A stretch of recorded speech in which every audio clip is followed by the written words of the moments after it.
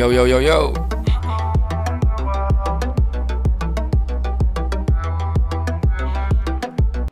Yo yo yo yo yo, salut la famille, comment on va? J'espère que vous allez bien. Salut les gens de YouTube, comment on va? Vous m'avez manqué la vérité. Parce que le week-end, je l'ai passé avec les gens de Twitch. Donc, re-salut les gens de YouTube, j'espère que vous allez bien, j'espère que vous avez passé un merveilleux week-end. Un joyeux lundi, un joyeux début de semaine, la famille. Donc, une autre vidéo statique pour vous. Je ne sais pas si vous étiez présent vendredi passé, je ne sais pas si vous étiez présent hier sur mes streams sur Twitch. Donc, on a discuté sur plein de choses. Voilà, j'ai répondu à des questions. On a regardé des analyses techniques. On a discuté sur tout et de rien. Vraiment, c'était agréable. Vendredi et dimanche, c'était vraiment agréable. C'était vraiment des cool streams. Et c'est ça le but. Le but des streams sur Twitch, c'est pas juste la crypto. Un stream par semaine, 2 streams peut-être par semaine. Et on parle de tout et de n'importe quoi, tu vois. Parce que s'il y a quelque chose de sérieux, quelque chose de vraiment de lourd, là, vraiment de très important, on va en parler pendant la semaine. Comme vous le savez, là, hein, cette semaine, il y a énormément de choses à dire, énormément de choses à partager, énormément de choses à analyser. Donc, comme vous le voyez bien devant moi, premier truc, événement clé de cette semaine. Données d'inflation IPC de mai, mardi. Donc, demain, ça sort. Demain, c'est le début du Fed Meeting. Mais mercredi, c'est là où Jerome Powell va prendre la parole. Donc, données de l'inflation, PPI de mai, mercredi. Donc, le même jour que le Fed Meeting. Réunion de la Fed de juin, mercredi. Donc, demain et mercredi, il n'y a pas plus fou que ça. OK? Données sur les ventes au détail. Donc, après le Fed Meeting, le lendemain, on a d'autres chiffres qui vont sortir. Donc, les ventes au détail. Demande initiale de chômage, donc 2 gros chiffres qui vont sortir le lendemain du Fed Meeting, et 2 orateurs de la Fed vendredi, fin de la période d'interdiction, etc. Donc il y aura la volatilité qui revient cette semaine. Ça c'est sûr et certain, à chaque Fed Meeting il y a de la volatilité.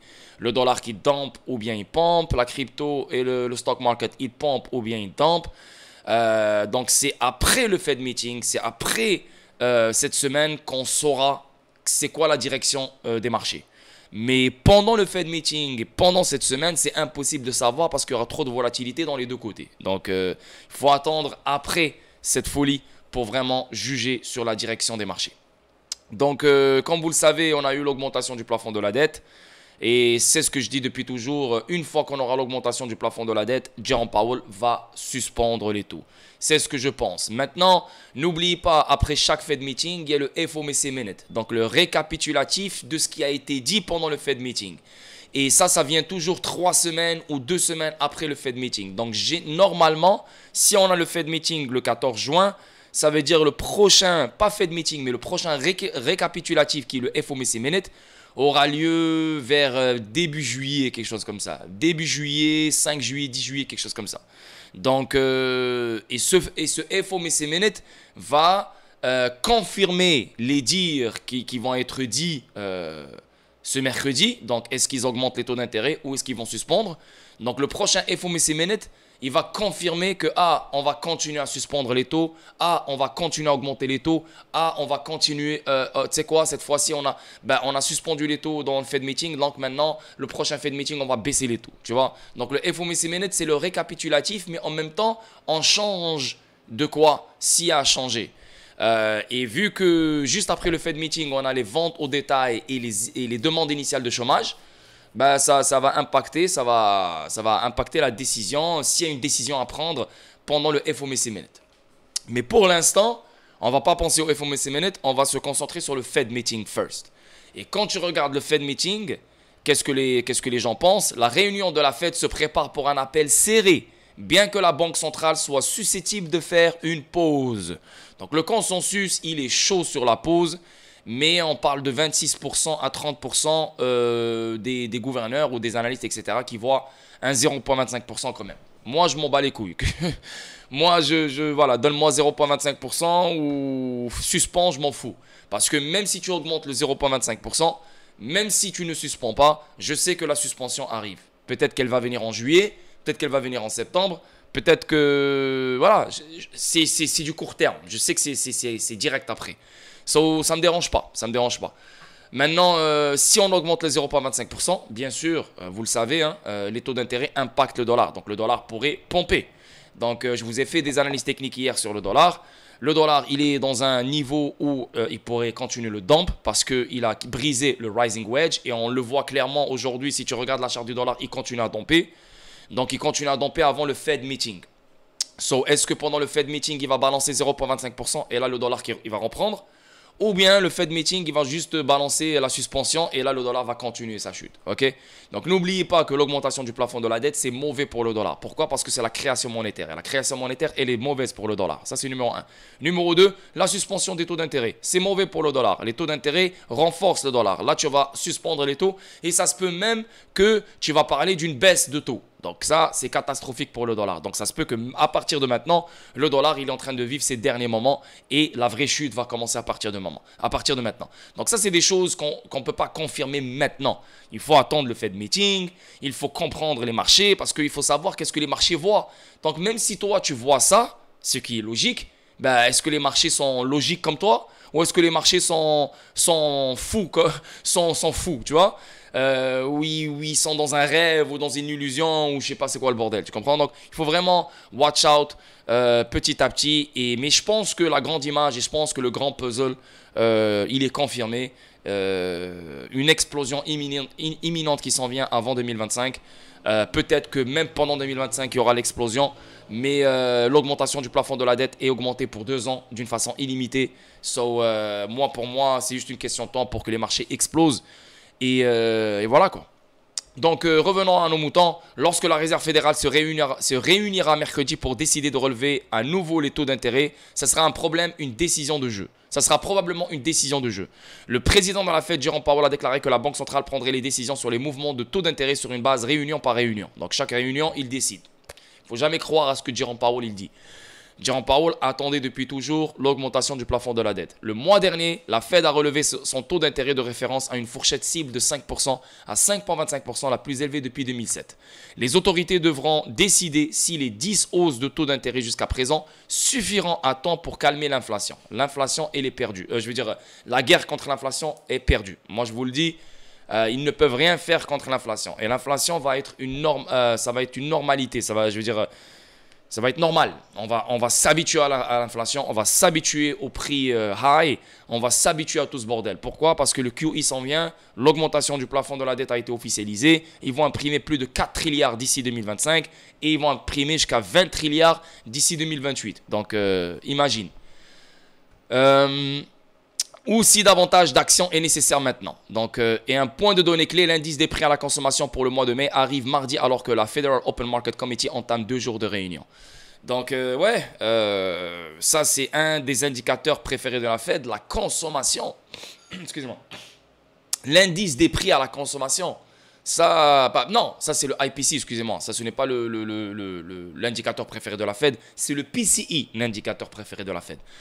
Mais quand même, le fait que ça tombe le même jour que le Fed meeting, c'est chaud. Hein? Donc, si l'inflation elle est high, ça se peut que Jerome Powell augmente les taux d'intérêt. Mais si l'inflation montre qu'elle chute, ben, ça se peut qu'ils disent « Ok, c'est bon, on va suspendre ». L'inflation n'est pas aussi basse qu'ils le souhaitent, mais elle va dans la bonne direction, a déclaré Luke Tilley, économiste en chef de Wilmington Trust, dans une interview. Le IPC est la dernière mouche possible dans la pommade qui pourrait les faire taire. Eh ouais. Donc ici, on voit une Fed divisée. Alors que les marchés semblent convaincus de ce que la Fed fera ensuite, la Banque centrale a semblé inhabituellement divisée avant la décision de mercredi.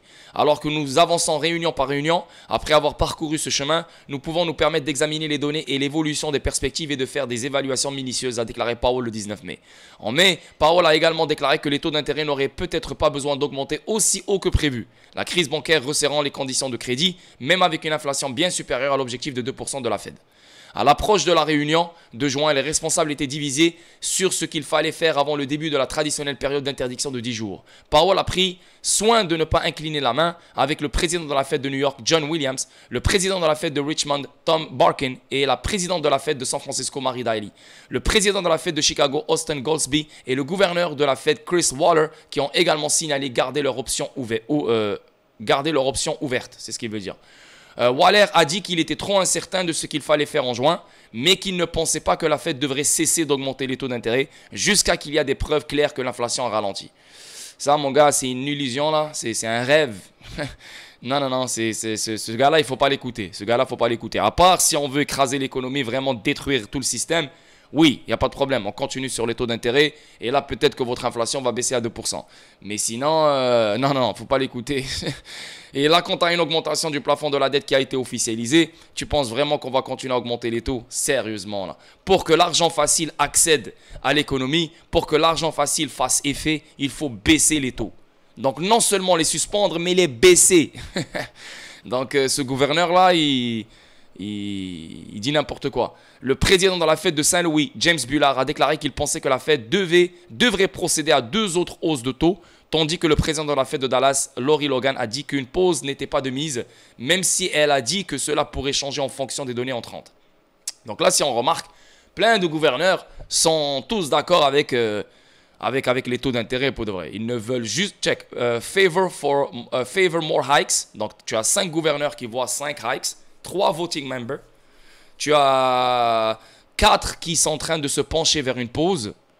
Et tu as 6 qui ils voient les deux. Hein? Et tu as 2 qui n'ont aucunement commenté. Et ça, c'est le gars Michael Barr, le gars de Ripple. C'est fou ça. Trop cool. Donc ça, c'est l'ancien gars de Ripple. Et donc, si on voit vraiment, donc il y a plus de gouverneurs qui voient une augmentation de taux d'intérêt. Et là, tu as moins de gouverneurs qui penchent pour une pause. Mais tu as plus de gouverneurs qui sont 50-50. On s'en fout, n'importe lequel que vous prenez, go. So, si on voit ça comme ça et on calcule les chiffres, on dirait plus une augmentation du plafond, une augmentation de taux d'intérêt est vraiment presque sûr, d'après ces chiffres que je vois devant moi. Mais n'oubliez pas ce que les articles ils disent. Hein. Les derniers streams et les dernières vidéos, ils disent que la Fed va suspendre les taux. Genre comme si ils l'ont déjà fait, c'est confirmé. Donc on ne peut pas savoir la vérité, on ne peut pas savoir. Surtout que tu as l'inflation qui tombe, surtout que tu as le PPI qui tombe, surtout que tu as des vrais chiffres qui vont tomber. Donc les choses peuvent... Tu peux dire, ah c'est fini, ils vont suspendre.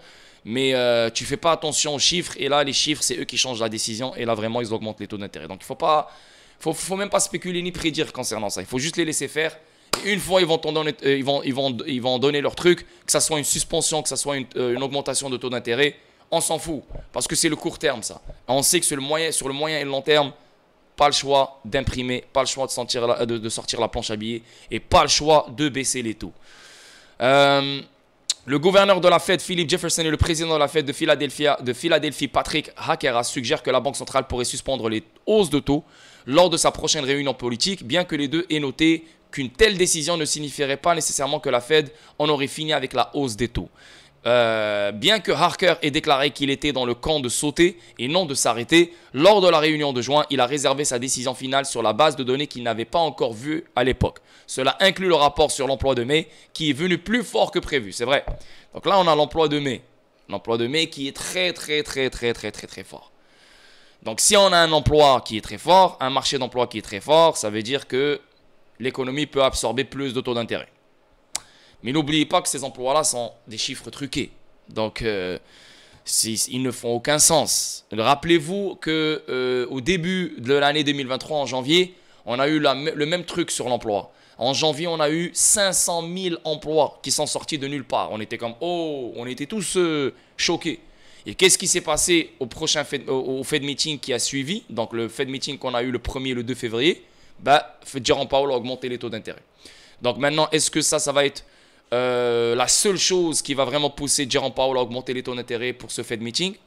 Ça, je ne peux pas vous le dire, je suis désolé. Mais il n'y a pas que ça. Il y a ça, il y a l'inflation, il y a le PPI. Et il y a aussi l'augmentation du plafond de la dette à prendre en considération. Donc là maintenant, il faut vraiment savoir qu'est-ce qu'ils vont faire. Et j'ai hâte de vivre ce Fed Meeting. N'oubliez pas que je vais le streamer. Donc ça va être mercredi. Et on va le streamer, je vais traduire ce qu'il dit, etc., etc. Donc ça va vraiment être cool. Soyez présents mercredi, ça va être sur YouTube.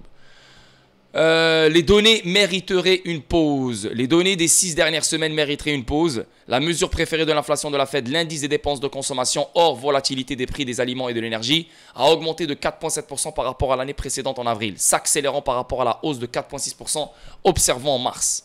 Les économistes interrogés par Bloomberg s'attendent à ce que l'inflation, telle que mesurée par l'indice des prix à la consommation pour mai, augmente de 5,2% hors alimentation et prix de l'énergie contre 5,5% le mois précédent. Sur une base globale, les prix devraient avoir augmenté de 4,1% contre 4,9% le mois précédent.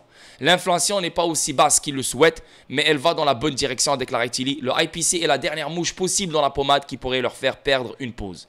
Voilà, donc si l'IPC elle augmente, d'après cette femme, d'après Tilly, si l'inflation augmente le 13 juin, ben, on pourrait, d'après l'emploi qui a augmenté, genre, et d'après l'inflation qui pourrait augmenter le 13 juin, on pourrait penser qu'une pause sera invalidée, elle sera mise de côté. Mais si l'inflation, par exemple, elle baisse, malgré le fait qu'on a un marché de l'emploi fort, ben, ça pourrait accentuer la décision de la pause. Okay?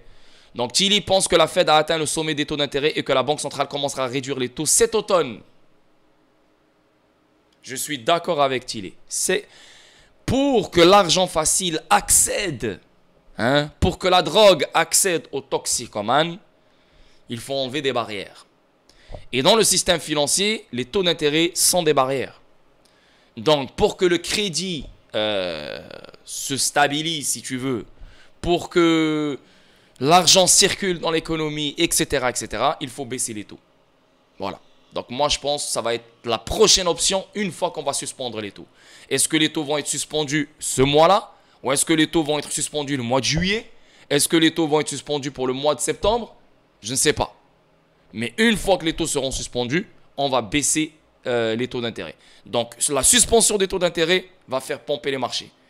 La baisse des taux d'intérêt va faire pomper les marchés. Donc, la suspension va faire crash le dollar et la baisse des taux d'intérêt va faire crash le dollar. So, c'est ce qu'on veut, c'est ce qu'on attend. Et c'est ça la direction des choses. C'est inévitable, tu ne peux pas changer ça. C'est ça le changement politique monétaire qu'on cherche et qu'on veut. Et pendant ces moments-là, quand on va suspendre les taux, non, plus que ça, quand on va commencer à baisser les taux, c'est là qu'on va entendre parler d'un règlement. Et vous allez voir. Ça, c'est ma prédiction. Alors que l'inflation baisse et que les chances d'une récession sont fixées à 60%. Oui, l'inflation est en train de baisser en ce moment. Oui, genre elle est à 4,9% ou 4,5%. Elle est toujours high que 2%, mais le moment où vous allez commencer à baisser les taux et vous allez commencer à suspendre les taux et vous allez commencer à fucking imprimer comme des fous. Donc, tout ce que vous dites sur l'inflation, ouais, l'inflation elle baisse, oh nice. Non, l'inflation va reprendre direct après. Donc, tout ce que vous faites ne sert à rien. Hélène Zettner, économiste en chef chez Morgan Stanley, s'attend également à ce que la Fed maintienne le taux directeur stable et a probablement atteint le sommet des taux d'intérêt.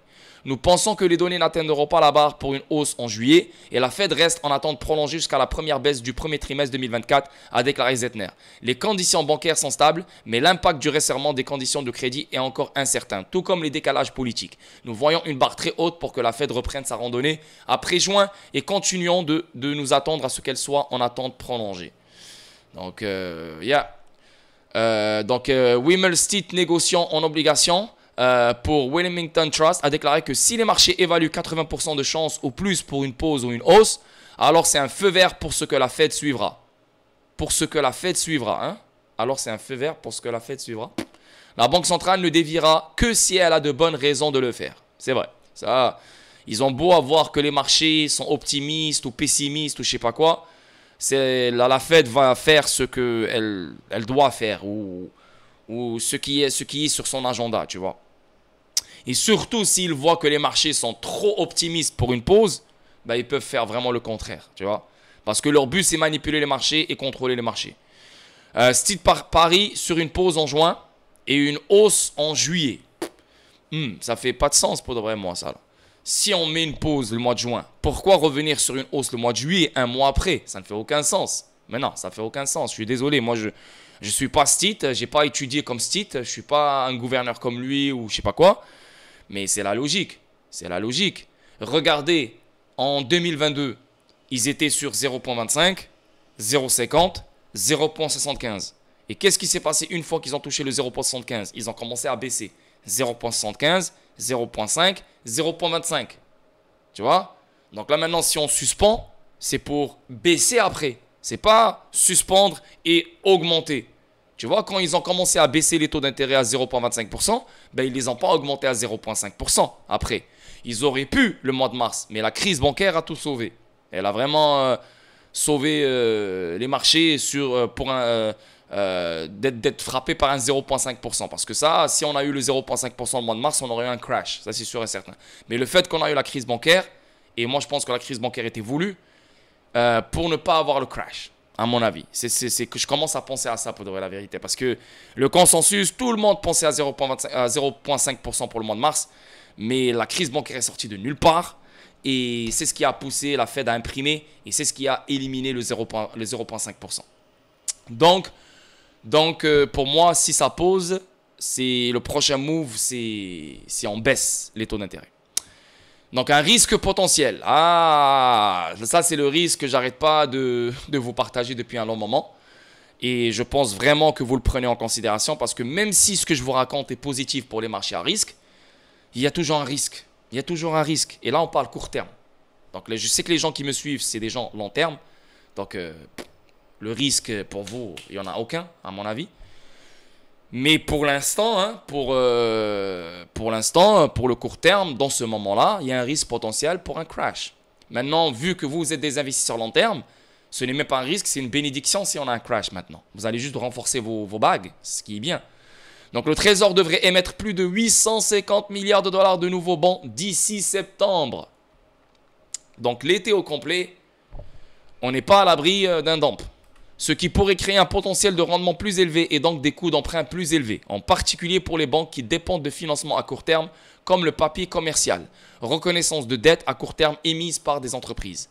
En ce moment, bien que Stit dise qu'il ne voit pas beaucoup de preuves, le problème est que si en fait nous voyons des problèmes, nous avons vu des conditions de crédit plus strictes et que vous ajoutez cela à cela. Cela pourrait être préoccupant, mais nous ne le savons toujours pas. Magnifique article de ce qui nous attend demain. Et n'oubliez pas que demain, c'est le 13 juin en même temps. Ouais, donc le 13 juin, je sais que ce n'est pas le vendredi 13, mais comme vous le voyez sur Twitter, tout le monde est excité par le 13 juin. Et quand je dis tout le monde est excité par le 13 juin, c'est pas parce qu'ils sont excités par une pause ou par Jerome Powell, par la fête. Tout le monde est excité le 13 juin parce que c'est XRP, parce que c'est Ripple ou parce que je sais pas quoi. Donc les gens qui sont excités, c'est des gens qui sont investis sur XRP et qui nagent dans les conspirations et qui nagent dans les illusions et qui nagent dans des histoires de Tom et Jerry là, vraiment là, ok. Le 13 juin c'est demain. Donc jusqu'à date il y a quoi? Est-ce qu'il y a quelque chose? Non, il n'y a rien. XRP il est toujours à 50 sous, 51 sous, que dalle. Qu'est-ce qu'on aura demain? Demain c'est les documents qui seront publics de Hinman. Good. Mais ça ne veut pas dire que si les documents sont publics, XRP va aller à 1000 $ ou va aller à 100 $. Ça ne veut absolument rien dire. Hein? On aura les documents Hinman publics. Et pour que ces documents-là vont se faire analyser. Les gens vont les lire. Donc ça va prendre du temps. Hein? C'est avec le temps qu'on va entendre des choses venant de ces emails concernant XRP, concernant Bitcoin, concernant la SEC, concernant Hinman, etc. Donc le 13 juin, il n'y a rien, il n'y a absolument rien. Il y a l'inflation qui sort, il y a le Fed, il y a la Fed, il y a les documents Hinman, il y a quelque chose d'autre peut-être, mais il n'y a rien. Donc les gens sont excités pour le 13 juin, pour absolument rien. Je sais que c'est ennuyant, je sais que c'est l'été, je sais que vous voulez être riche, je sais que vous voulez vous amuser, je sais que vous voulez y croire. Mais là, on n'est pas dans une garderie, on n'est pas dans un truc d'enfant ou de je sais pas quoi, des gens de 5 ans, 6 ans, 7 ans. Là, on est des gens matures, on est des messieurs, des madames. On essaie de comprendre dans quel monde on vit, on essaie de comprendre dans quel système financier on vit.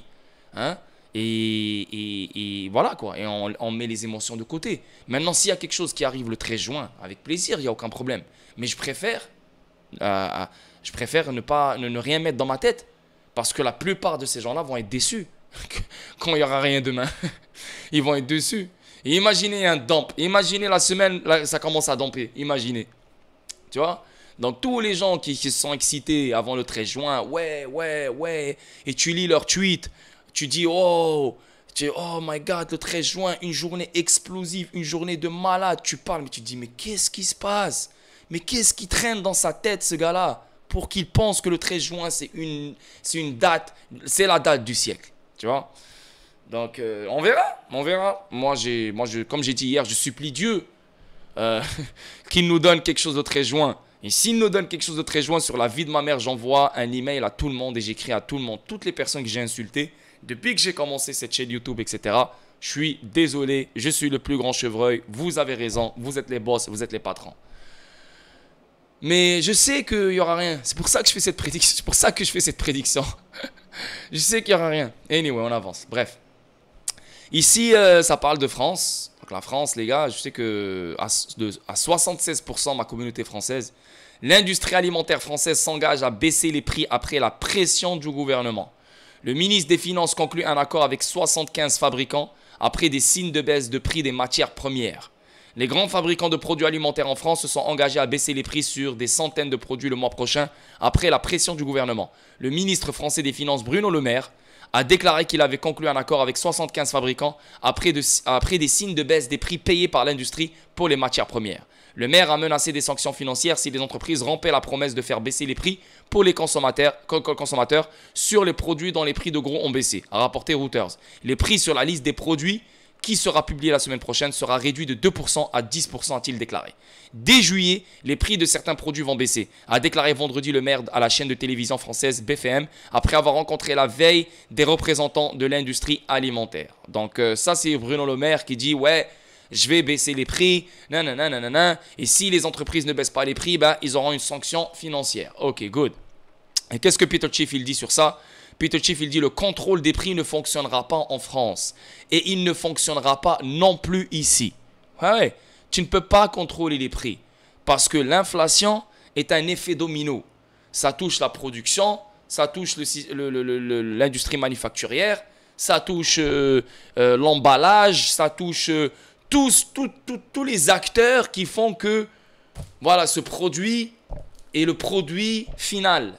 Donc, tu as le plastique, tu as le bouchon, tu as le graphisme, tu as l'eau, tu as les usines pour que l'eau soit filtrée, tu as plein de choses. Donc, c'est une chaîne de plein de choses différentes. Donc, toi, tu viens et tu parles à l'entreprise. Donc, tu parles avec, tu parles avec la chaîne finale, genre au bout de la chaîne, genre l'entreprise. Ouais, c'est bon, tu dois baisser les prix. Mais l'entreprise, tu es en train de la niquer en fait, parce que l'entreprise, elle aussi, elle paye des prix plus chers parce que ses producteurs ou ses fournisseurs et eux aussi, ils augmentent les prix. Donc là, tu es en train de viser l'entreprise pour montrer aux gens comme quoi tu es un bon mec qui est là pour le peuple, mais en fait, tu fais n'importe quoi parce que des prix fixes ne fonctionneront pas. Parce que l'entreprise, si c'est elle-même qui crée tous ces trucs, là tu peux dire ok, tu peux la contrôler, mais l'entreprise, elle a des fournisseurs, que eux aussi augmentent les prix, donc c'est un effet domino. Donc l'entreprise, elle n'a pas le choix de prendre les nouveaux prix et augmenter ses propres prix pour qu'elle rentre dans le profit. C'est comme ça. Qu'est-ce que je veux que je te dise? C'est 1 + 1 est égal à 2. C'est comme ça comment le commerce il marche. Donc au cours de la récession à venir, après la baisse des taux d'intérêt de la Fed, c'est ce que moi je vois, hein, donc n'oubliez pas que la BCE va baisser les taux, hein, donc là on parle de l'Europe, donc si la BCE va baisser les taux, ça veut dire que l'inflation va augmenter, la hausse des prix à la consommation va s'accélérer, ça c'est sûr et certain, ça c'est sûr et certain, ça c'est sûr, une fois qu'on va baisser les taux, c'est fini même. L'inflation, buckle up, mettez la ceinture de sécurité, ça va partir en couille. Cela peut entraîner, POTUS, l'imposition d'un contrôle des prix avant les élections de 2024. Donc, on pourrait peut-être vivre un contrôle de prix avant les élections pour montrer comme quoi on est là, hein, pour le peuple, pour gagner des votes, pour dire que les démocrates sont bien, pour dire que Macron est bien, pour dire je sais pas qui d'autre est bien, etc., etc. Mais une fois que les élections vont passer, etc., c'est fini là, quoi.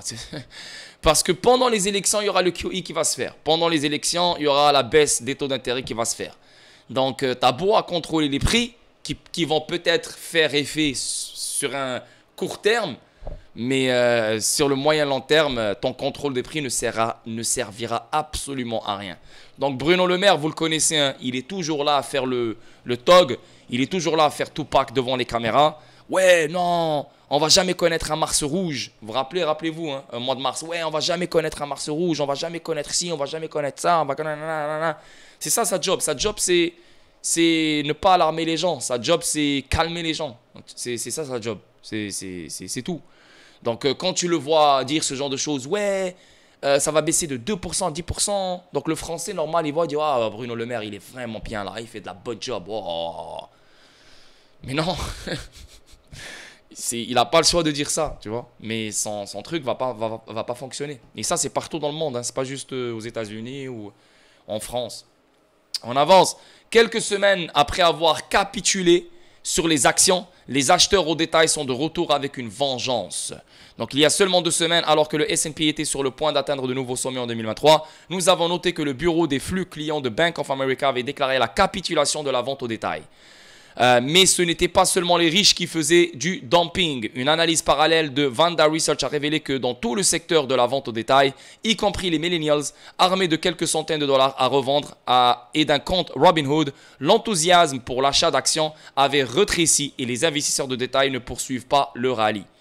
Avance rapide jusqu'à aujourd'hui, alors que le S&P dépassait sa fourchette précédente de 3800 à 4200 et était sur le point d'atteindre les sommets d'août 2022, il n'a pas fallu longtemps au commerce de détail pour faire un demi-tour spectaculaire et revenir directement dans le livre. Donc là maintenant, le retail investor, il est très chaud. Le retail investor, il est très chaud. Donc là, il est dans le game, il est en mode FOMO, il est en mode hype. Voilà. Donc selon la dernière note de Vanda Research, qui fin mai, qui s'apprêtait à déclarer la fin de l'engouement des détaillants pour la chasse aux actions, avec un flux moyen sur les marchés américains de 1,36 milliard de dollars par jour au cours de la semaine écoulée. Les commerçants de détail sont officiellement de retour dans le mix après une accalmie de 3 mois. Selon Marco Lacini, chercheur sur les flux commerciaux de Vanda, les données économiques meilleures que le consensus et la résolution du plafond de la dette ont été parmi les principaux facteurs macroéconomiques de ce rebond. Ben ouais, l'augmentation du plafond de la dette. Même un aveugle, il va dire yo, je suis bullish. Même un aveugle, il va dire je suis haussier. C'est mort. C'est mort. Donc le court terme, il y aura des hauts et des bas. Il y aura de la confusion. Mais si tu arrives à te détacher de ça et tu regardes vraiment la grande image, c'est une explosion imminente.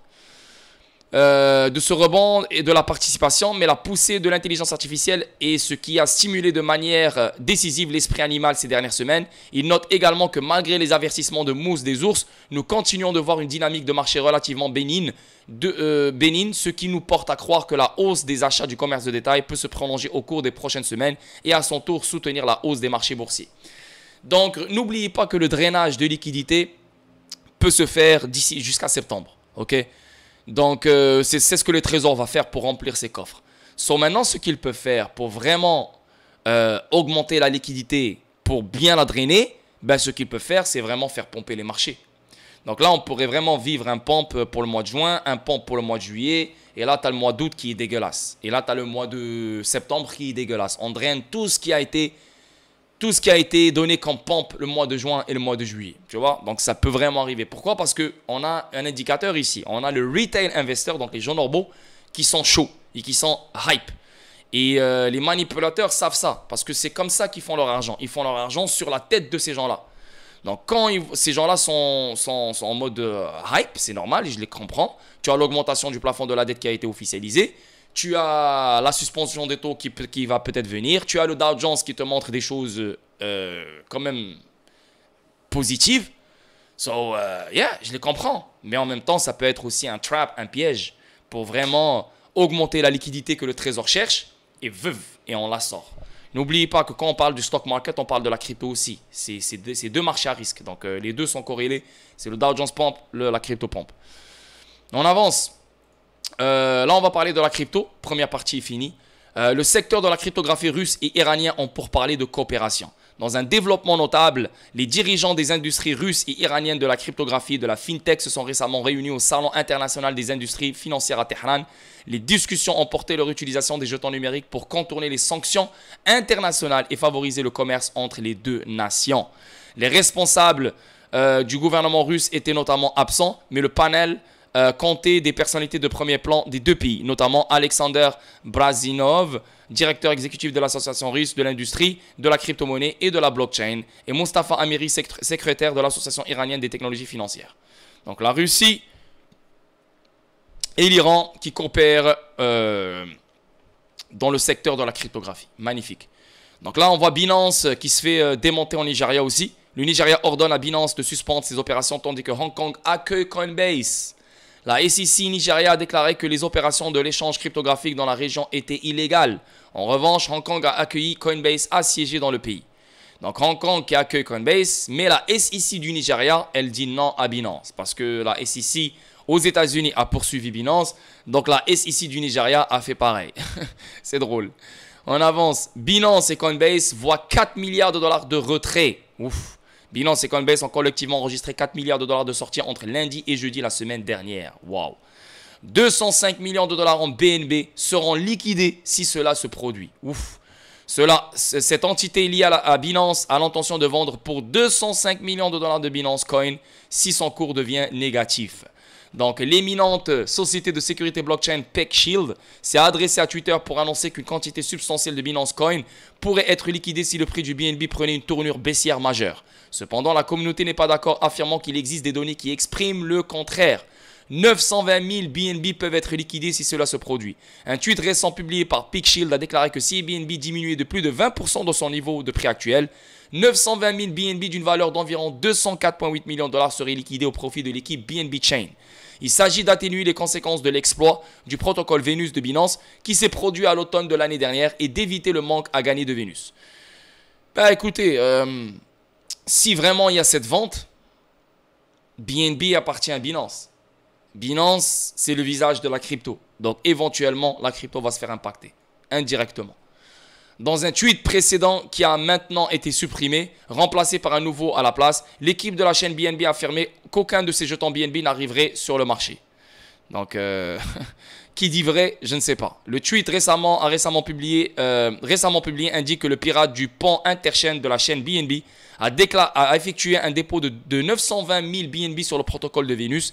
Et si le prix du BNB tombait à 220 $ par pièce par rapport au niveau actuel de 222, lol. 2 $ de moins. Waouh, c'est rien ça. Il reprendrait cette position. C'est près de la moitié de ce que l'exploiteur a réussi à s'en tirer en octobre 2022 après le piratage 2 millions de BNB. Waouh.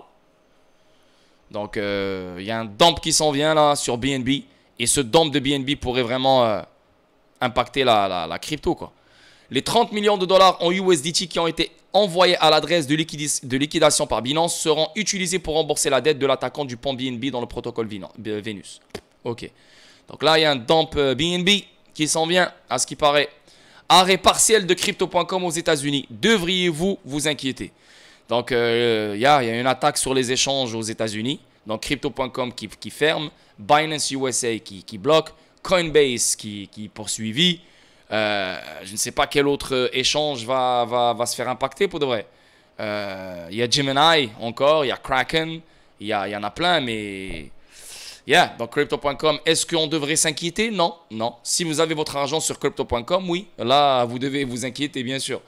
Mais c'est ce que je vous dis moi à chaque fois. Ne laissez pas votre argent sur les échanges centralisés.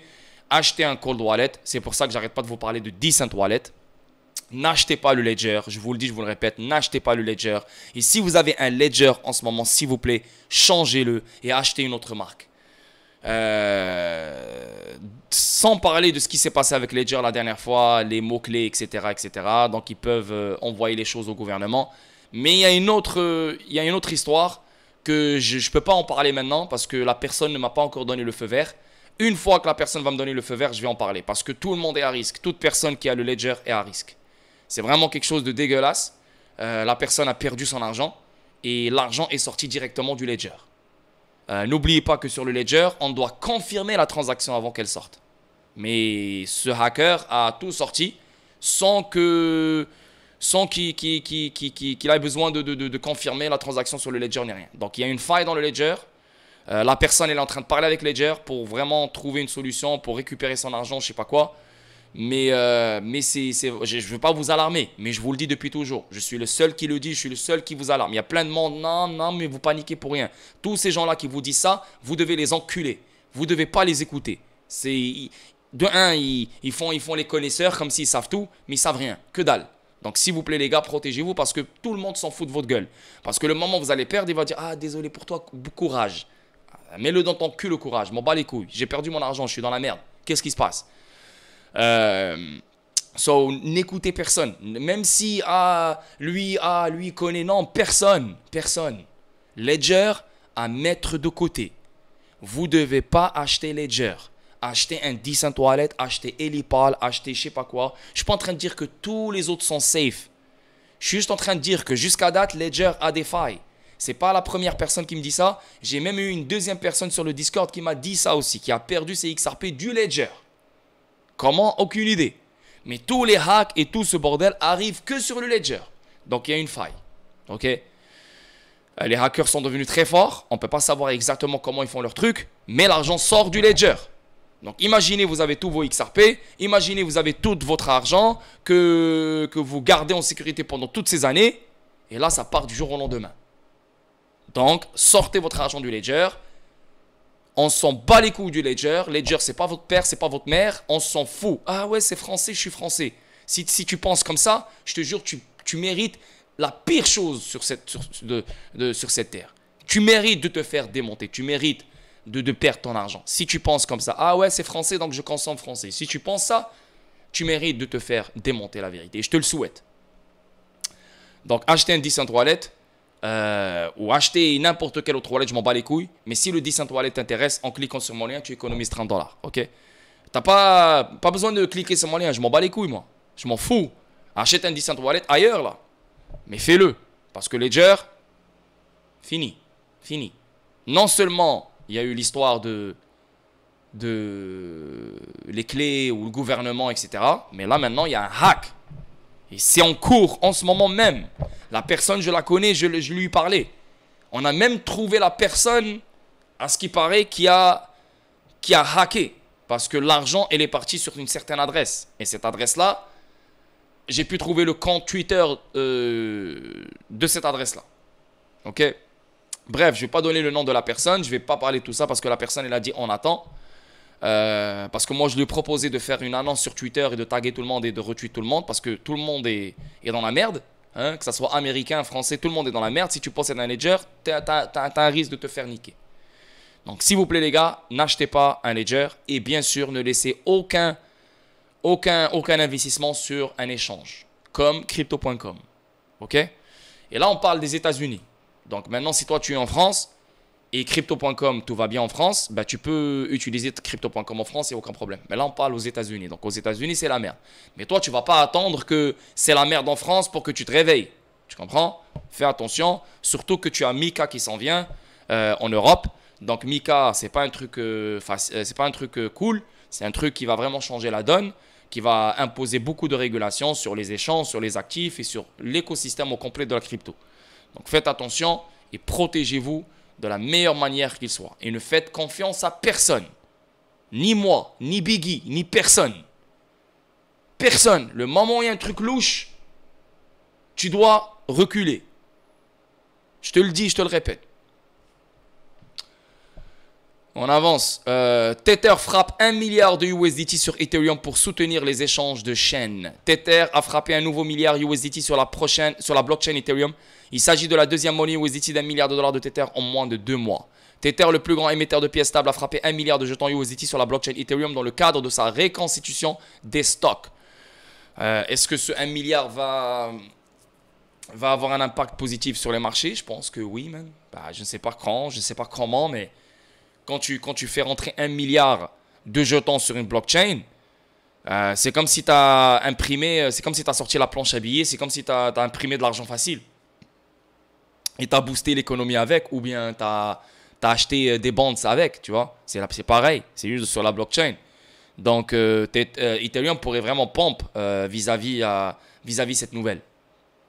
Il peut. Je ne suis pas en train de dire qu'il va le faire, mais il peut. Quand tu as 1 milliard de USDT qui rentre dans une blockchain, hein, pour reconstituer les stocks et pour les échanges de chaînes, ça veut dire qu'il y aura de la liquidité, ça veut dire qu'il y aura du mouvement, ça veut dire que ça pourrait impacter le prix de Ethereum. Yes.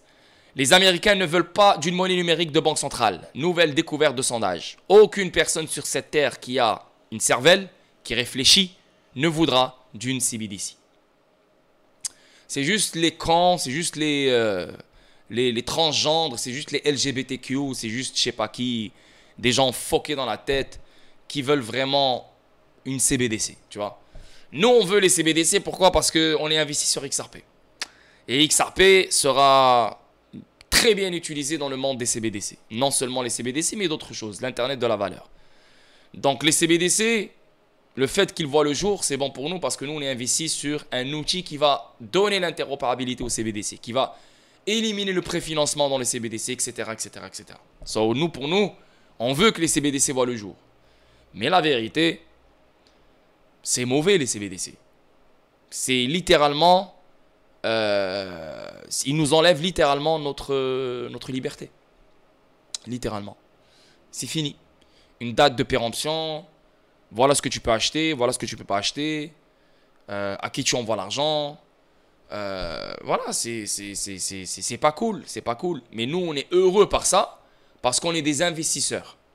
Donc, c'est ça qui fait qu'on est heureux par ça. Mais sinon, on ne devrait pas être heureux par ça. On devrait boycotter tout ça. On devrait condamner tout ça. On ne devrait même pas investir sur XRP, sur la crypto, en sachant ce que ces gens-là font. Parce que, voilà, vous connaissez, moi, mes positions sur tout ça, hein, qui contrôle le monde, etc. Et vous connaissez vous connaissez mes connaissances. J'ai beaucoup de connaissances dans ça. Et en ayant ce genre de connaissances, normalement, je ne devrais pas investir dans leur propre outil, tu vois. Tu vois ce que je veux dire? Mais en même temps, tu dis, le système dans lequel on vit en ce moment, il ne va jamais te permettre de changer ta vie. Donc, tu n'as pas le choix d'éteindre le feu par le feu. Tu comprends? Tu n'as pas le choix de jouer leur jeu pour changer ta vie. Mais il faut être conscient que on est en train de leur donner raison. On est tout... Parce que les mêmes personnes qui sont en train de mettre ça en place, les CBDC, etc., dans ce système financier mondial, c'est les mêmes personnes qui sont en train d'orienter les enfants pour changer de sexe. C'est les mêmes personnes qui sont en train de nous faire croire qu'il y a des extraterrestres qui vont venir. C'est les mêmes personnes qui... Tu vois, c'est le même groupe. Chacun, il se concentre sur un vibe, tu vois. Anyway, bref, j'ai parlé de ça hier. Je vais pas reparler de ça encore aujourd'hui. On est sur YouTube. Mais, les CBDC, c'est sûr et certain, les gens ne veulent pas les voir. Il y a plein de manifestations qui commencent à se faire pour les CBDC. Il y a même le fils de Kennedy. Les candidats désormais à la deuxième place des primaires présidentielles républicaines et démocrates, Ron DeSantis et Robert F. Kennedy, semblent appartenir au camp anti-CBDC. Tu vois, donc Robert Kennedy, le fils de Kennedy, à ce qui paraît, va se présenter pour la présidence. Nice.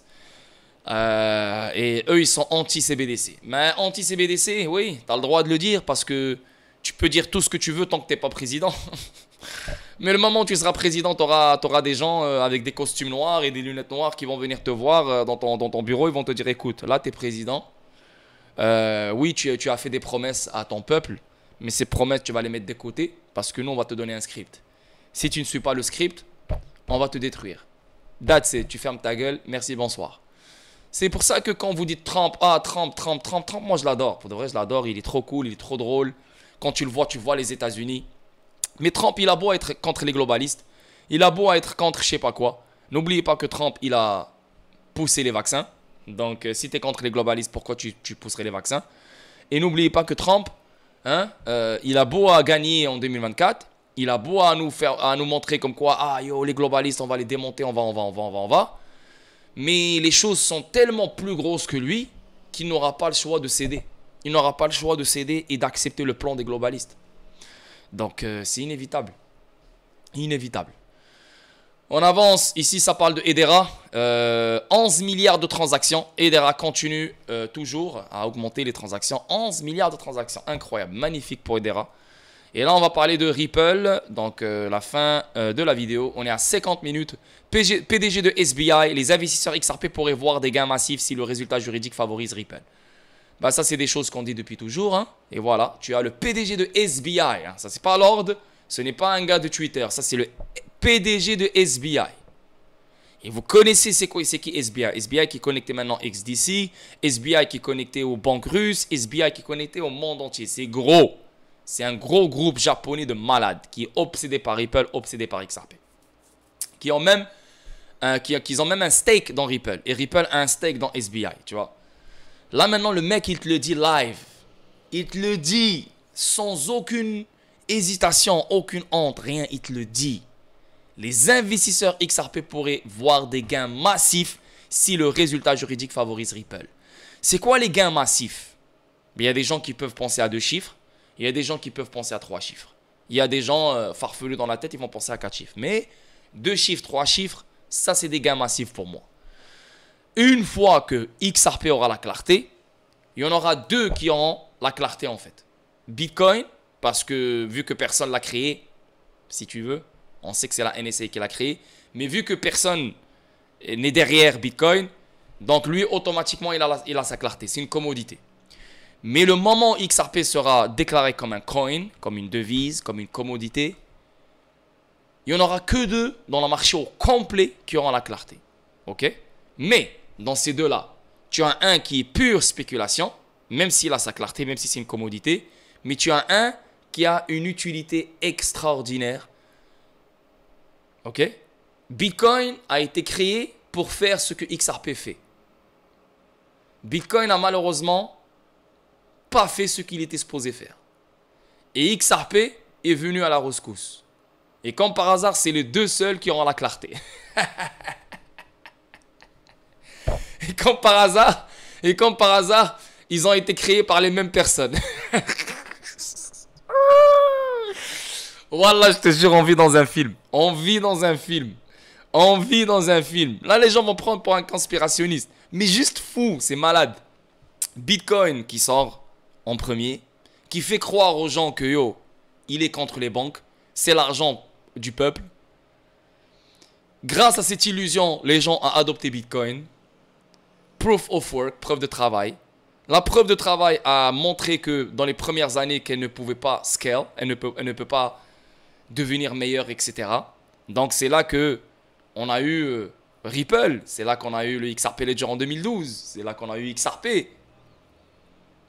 Comme par hasard. Et là, 11 ans après, 12 ans après, c'est les 2 qui auront la clarté. C'est les 2 seuls qui auront la clarté. C'est incroyable. C'est incroyable. C'est incroyable. C'est incroyable. Donc, les gars, ça confirme mes dires, ça confirme mes analyses techniques, ça confirme tout ce que je vous dis depuis toujours. XRP va valoir extrêmement cher. Et avant 2025, XRP va nous donner quelque chose d'incroyable. Et vous connaissez ma fourchette des prix, c'est dans les 3 chiffres. Houston, même lui, il a prédit ça. Il parle de 120, 130, 150. Moi, je vois entre 200 et 400. Après, je m'en bats les couilles. Hein. Ça peut être 100 $, moi, je m'en fous. Mais 3 chiffres, c'est inévitable. 2 chiffres, c'est pas juste inévitable. C'est comme l'air que tu respires. Voilà, c'est là, le 2 chiffres, tu vois. Donc, quoi, il nous reste combien de temps? Il nous reste quelques mois. Hein, quelques mois pour être millionnaire. Si tu as 10 000 XRP à 100 $, tu es millionnaire.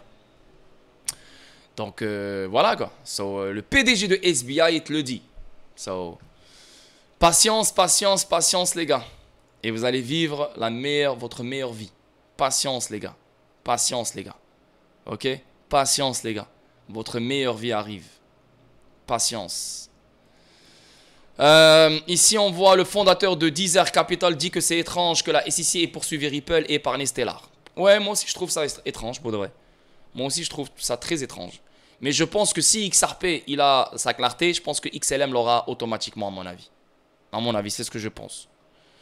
Mais c'est étrange le fait que Jim McCaleb est resté tranquille, XLM est tranquille. Tu vois. Malheureusement, on ne pourra jamais savoir la réponse, on ne pourra jamais avoir la réponse de ça. Mais bon, on s'en bat les couilles. Nous, on est investi sur XRP, on n'est pas investi sur XLM. Ici, Ripple CTO convient que XRP est pour tout le monde, en particulier les personnes malades des banques. Tu vois, ce gars-là, hier, je l'ai démonté hier, mais il m'a bloqué, mais il m'a débloqué, le con. Il est tellement con. C'est des femmes, tu parles avec des femmes en fait. Quand tu parles avec des femmes là, c'est des hommes en fait, c'est des hommes dans un, c'est des femmes dans un corps d'homme en fait. C'est des gens émotionnels. Je te connais même pas. Comment tu peux être émotionnel comme ça sur Twitter? On est en train de parler. Le mec, il dit que yo, XRP a été créé pour tout le monde, pas seulement pour les banques, pas seulement pour les institutions. XRP, nanana, nanana, Bitcoin a été créé pour le peuple. J'étais comme wow, wow, wow. Toi, t'es vraiment naïf, toi. Hein. Toi, t'es vraiment. Il n'y a pas plus gros naïf que toi, toi. Wow, wow. Et j'ai commencé à lui parler. Comme quoi, rien n'a été créé dans ce monde pour le peuple. Toute technologie que tu vois dans ce monde a été créée pour contrôler le peuple, pour niquer le peuple ou pour n'importe quoi. Regardez les réseaux sociaux. Ouais, c'est pour le peuple, pour qu'on puisse communiquer avec nos proches. Regardez la merde que les réseaux sociaux ont fait. Toute technologie que tu vois, la blockchain, pourquoi elle est là? C'est pour contrôler le peuple. Il n'y a rien qui fait que, ah c'est bon, quelqu'un va se réveiller, ok c'est bon, ouais, on va améliorer la vie du peuple. Non, non, non, non, non, non, non. C'est une illusion. C'est ça la naïveté, ça. C'est impossible. Ça, c'est juste des gens qui pensent vraiment qu'ils vivent dans un monde où le gouvernement est là pour eux. Ça, c'est des gens qui sont endormis, mais clairement endormis. Ça, c'est des gens qui traitent moi comme conspirationniste, comme des gens malades, comme des gens de fous qui pensent à n'importe quoi. C'est comme ça qu'il me voit, ce gars-là, tu vois. Mais moi aussi, je le vois comme un mouton, je le vois comme une chèvre, un vrai chevreuil, tu vois. Mais j'ai commencé à lui parler, à lui faire expliquer les choses. Et là, il n'a pas aimé le fait que beaucoup de monde ont liké ce que j'ai dit, tu vois. Donc là, il a bloqué, il m'a bloqué. Et là, voilà, 53 personnes qui m'ont liké. Donc, nothing is created for the people, that's an illusion. Là, après ça, il dit, ouais, your people, nanana, vous dites n'importe quoi. Et là, j'ai commencé à le démonter. Donc, comme quoi, yo, bro, c'est un fact. Frère, tu sais que c'est un fait. Les gens qui croient que BTC a été créé pour le peuple n'ont aucune idée. C'est un grand mensonge. Rien ne vient de la NSA qui soit pour le peuple. Les gens l'utilisent bien sûr, mais c'est pour contrôler les gens. Et là, regardez-moi comment il est con. Regardez comment il vit dans un monde d'illusions. Alors pourquoi ne peuvent-ils pas censurer Bitcoin et d'autres réseaux décentralisés et les empêcher de fonctionner? Frérot, c'est eux qui ont mis Bitcoin en place. Pourquoi ils vont le censurer? Mais t'es con, t'es con. Je comprends pas. Et non. Et là, je lui ai expliqué. Bitcoin était le cheval de Troie pour l'adoption de la cryptographie au détail. C'est vrai. Puis 20 XRP. Puis XRP est venu. Une amélioration de BTC. C'est exactement ça. Mais créé par les mêmes personnes. La NSA. C'est littéralement ça. Et ces gens-là, ils veulent que David Schwartz, il lui dit ouais, c'est vrai. Lord Vendetta, ce qu'il dit est vrai. C'est ce que les gens attendent. Ils pensent vraiment que Brad Garlinghouse va confirmer mes dires. Ils pensent vraiment que David Schwartz va confirmer mes dires. Il n'y a personne d'entre eux qui vont confirmer mes dires. Au contraire, ils vont même me traiter de clown. Parce que ce que tu dis, c'est une vérité. Mais c'est une vérité qui ne doit pas être dite. C'est comme bordel, tu te fous de ma gueule ou quoi? Tu comprends? Et après, j'ai commencé à lui expliquer. Comme quoi, car sans XRP, il n'y a pas de CBDC. Pourquoi? Monnaie PAN, préfinancement, etc. Rien n'a été créé pour le peuple. Le peuple habitué à croire en une illusion. Vous pouvez tout suivre avec la blockchain. Comment est-il pour les gens? Donc, comment ces trucs-là sont pour les gens, pour le peuple, si vous pouvez suivre ce qu'ils font avec leur argent? Donc non, tout est là pour contrôler les gens. Rien n'est fait pour le peuple, que le peuple. Tu vois? Donc, et là, qu'est-ce qu'il a fait? Il est parti taguer David Schwartz. Et là, David Schwartz, il est venu, il lui a dit, ouais, je suis d'accord avec toi à 100%. Magnifique description. Mais bien sûr, quand tu parles de DEX et tu parles de ça, bien sûr, on est tous d'accord avec toi. Mais le fondamental, BTC XRP vient de la NSA. BTC ne vient pas de Satoshi Nakamoto, vient pas d'un gars qui est trop intelligent et se dit, ok, tu sais quoi, je vais sauver le peuple. Non, c'est pas vrai. C'est pas vrai. Ça vient de la NSA. Toute technologie qui existe sur cette terre vient des agences secrètes. Toute technologie. Et quand la technologie touche le détail, ça veut dire que la technologie existe depuis très longtemps. N'oubliez pas que David Schwartz a travaillé sur un DLT en 1988. Donc, Tout ce qu'on connaît est vieux. Tout ce qu'on est en train de vivre, on se dit, waouh, c'est une révolution industrielle. Non, non, non. C'est il y a longtemps que ça existe. C'est juste que c'est nouveau pour nous. Mais ces gens-là sont tellement endormis qu'ils ne vont jamais croire à ça. Bref, tout ça pour dire que il m'a débloqué. Il m'a débloqué parce qu'il a compris que j'avais raison, mais il ne va jamais le dire. Et il est parti taguer David Schwartz pour avoir la confirmation de David Schwartz. Comme si David Schwartz, il va lui dire, ouais, moi je viens de la NSA. Mais c'est vrai, il a déjà dit, je viens de la NSA. Ouais, XRP et Bitcoin ont été créés par la même personne. Et Bitcoin est sorti pour donner l'illusion aux gens comme quoi Bitcoin est contre les banques. Mais en fait, les banques vont toujours rester là. C'est comme si David Schwartz va te parler comme ça là. Les gens qui pensent que David Schwartz c'est un gentil gars, oui c'est un gentil gars, il est cool, il n'y a aucun problème. Mais quand tu es fort comme ça, et quand tu viens de la NSA, etc., c'est parce que tu partages exactement ce que ces sataniques et ces lucifériens pensent et tu partages le même agenda que eux. Crois-moi, je te le dis, je te le répète. C'est juste que voilà, c'est un gars cool et tout, tu le vois, parce que toi tu es investi sur XRP, sur Ripple, donc tu dis ouais, David Schwartz c'est mon idole. Mais c'est un agent comme les autres agents. Il fait partie de la même équipe qu'eux. Anyway, on avance. ProXRP, un avocat de ProXRP souligne comment les emails de Hinman aideront Ripple et Coinbase. Ben ouais, ça va aider. Ben oui, ça va aider. Ça va aider d'une façon incroyable. Mais moi, j'ai hâte d'entendre qu'est-ce qui va être dit dans ces emails. J'ai hâte. Ça va aider Coinbase, ça va aider Ripple, c'est sûr. Coinbase, peut-être pas, mais ça va aider toute crypto et toute entité qui a rapport avec la crypto. Mais spécialement Ripple en premier. L'avocat pro XRP John Deaton pense que les documents aideront Ripple et Coinbase devant la cour de l'opinion publique. Alors que les emails de Hinman devraient être rendus publics demain, les membres de la communauté crypto continuent de spéculer sur l'étendue de l'impact du document sur l'industrie de la crypto et sur la répression intense de la SEC. Notamment, les emails de Hinman sont liés au brouillon du discours de juin 2018 de l'ancien responsable de la SEC William Hinman sur les crypto-monnaies. Dans un tweet hier, l'avocat fondateur de CryptoLaw John Deaton a déclaré que les emails de Hinman ne changeraient pas l'application de Howey. Cependant, les documents montreront la difficulté d'appliquer le précédent des années 1930-1940 à la technologie moderne. C'est vrai. Parce que quand tu as un test Howey qui a existé en 1930-1940, tu ne peux pas l'utiliser sur une nouvelle technologie moderne. C'est impossible. Il faut un nouveau test. C'est pour ça qu'on parle de Ripple test. Analyse des tests Howey. Il convient de mentionner que le test Howey est un test juridique utilisé aux États-Unis pour déterminer si une transaction constitue un contrat d'investissement. Il a été créé en 1946 par la Cour suprême des États-Unis dans le cadre du procès entre la SEC et W.J. Howey Co. Ah ouais, tu vois, le test Howey a pris le nom. Waouh, le test Howey, il a pris le nom de l'entité qui était en bataille avec la SEC en 1946. Et là maintenant, qu'est-ce qu'on a en 2023? La SEC est en bataille avec Ripple, le nouveau visage du nouveau monde. Donc, faut pas s'étonner si maintenant le prochain test il s'appelle Ripple Test. Ok, donc test Howey vient d'une entité qui s'appelle vraiment Howey. Waouh! Sous Howey, une transaction nécessite un investissement d'argent dans une entreprise commune avec l'espoir de tirer profit des efforts des autres. Une transaction est considérée comme un titre une fois qu'elle satisfait à tous les volets du test Howey.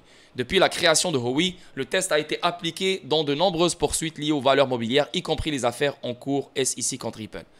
Donc maintenant ce test Howey, il doit se moderniser, il doit suivre les tendances, il doit suivre les technologies. Et je pense que vu que Ripple, c'est elle qui est en train de changer les choses, il va juste prendre le nom de Ripple. Ripple Test, Test Ripple. C'est aussi simple que ça. Incroyable. Incroyable. Donc demain, les documents vont sortir. Demain, l'inflation va sortir. Et le 14, c'est le Fed Meeting. Donc voilà les gars, j'espère que vous avez aimé. 1h04. Je sais, c'est une vidéo très très longue, j'ai trop parlé. Je suis vraiment désolé les gars. Donc il n'y a pas grand chose à dire. Vous pouvez passer votre journée sur Twitter à regarder qu'est-ce qu'il y a à dire. Sûrement il y aura des nouvelles qui vont sortir au courant de la journée. Parce que là il est juste 9h du matin. Là il est 9h du matin, presque 10h du matin au Canada, aux États-Unis, etc. Donc au cours de la journée il y aura des nouvelles qui vont sortir. Donc on se voit demain pour une autre vidéo statique. Sinon mercredi, comme d'habitude, on va streamer le Fed Meeting sur YouTube. Ciao tout le monde, merci, peace.